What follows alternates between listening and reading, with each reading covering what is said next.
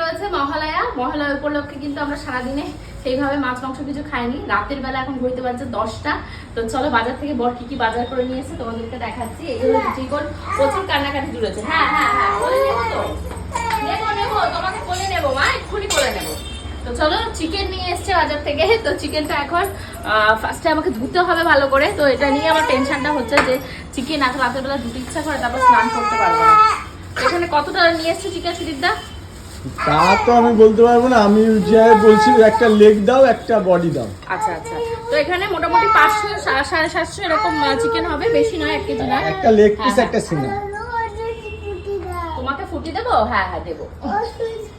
আচ্ছা ওষুধ ফুটি দেবো। তো এখন এই চিকেনটা দিয়ে ভালোভাবে ম্যারিনেশন করা হবে। বাজার থেকে নিয়েছে পেঁয়াজ, এখানে রয়েছে 2 প্যাকেট বিস্কুট, এটা রয়েছে 1 প্যাকেট, আর এটা রয়েছে তোমাদের 8 প্যাকেট, এই 2 প্যাকেট বিস্কুট রয়েছে।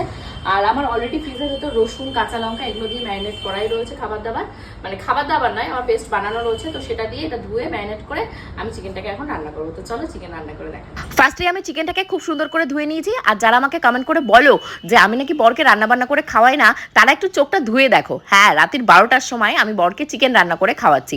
এবার ধুয়ে রাখা চিকেনটার ভেতরে আমি দিয়ে দিয়েছি টক দই, লবণ আর হলুদ। আর এর ভেতরে কিন্তু আমি কিছুটা সর্ষের তেলও দেবো, যেহেতু ম্যারিনেশনের সময় আমি আদা, কাঁচা লঙ্কা, পেঁয়াজ কিছুই বাটা ম্যারিনেট করছি না, কারণ আমাকে ইনস্ট্যান্ট রান্না করতে হবে। যারা ইনস্ট্যান্ট রান্না করতে চাও চিকেন, তারা কিন্তু এইভাবে চিকেনটা রান্না করে দেখো, খুব সুন্দর লাগে। আজকে কিন্তু চিকেনের কষা হবে, চিকেনের ঝোল হবে না। একজনের চিকেন রান্না বা একজনের রান্নার ধরন এক এক রকম হয়। ঠিক সেরকমই আমাকে যে সবাই পছন্দ করবে বা ভালোবাসবে সেটা কিন্তু নয়। তো যারা আমাকে পছন্দ করছে বা ব্লগটা ভালো লাগছে, অবশ্যই কিন্তু আমার পেজ যে যেখান থেকে যেভাবে দেখছো অবশ্যই ফলো করে দাও। তার পাশাপাশি আমার কিন্তু চ্যানেলও আছে ইউটিউবে, যেটার নাম প্রিয়াঙ্কাস টাইম স্টোরি নামে। আর এখানে লিটিল গোল্ডও চলে এসেছে, ভীষণ ডিস্টার্ব করছে। ওরা এখন খিদে পেয়ে গেছে। আমি বললাম দাঁড়াও, বাবা চিকেন খেতে চেয়েছে, বাবার চিকেনটা ম্যারিনেট করে তারপর তোমাকে খাওয়াবো। হাত দিয়ে ম্যারিনেশন করার যে কি মজা, সেটা কিন্তু চামচ দিয়ে বা হাতে গ্লাভস পরে আমি মনে করি আসে না। দেখতে পাচ্ছ কি সুন্দর হয়ে গেছে আমার চিকেনটা। তো এবার চটপট করে কড়াই আমি তেল দিয়ে দিয়েছি, আর তেলের ভেতরে আমি ফোড়নে দিয়ে দেবো গোটা গরম মশলা। যত যেমন করেই আমি সুন্দর করে রান্না করি না কেন, আমার মায়ের মতন মনে হয় চিকেন বা মাটন কেউই রান্না করে আমাকে খাওয়াতে পারবে না। আর কোনোদিনই আমার কিন্তু সেই স্যাটিসফ্যাকশন আসবে না।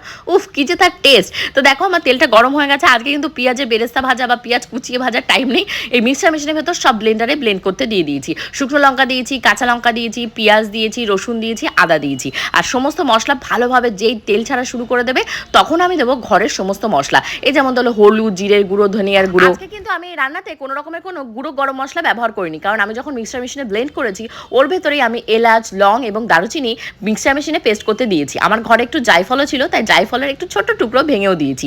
এখন মশলাটা কষে গেছে, আর কেটে রাখা আলুগুলো আমি আগে থেকে এই মশলার সাথে ভাজতে দিয়ে দিয়েছিলাম। এখন চিকেনটা দিয়ে অপেক্ষা করার পালা। ও ওয়াও, জাস্ট রেজাল্টটা দেখো, মাই গড, কি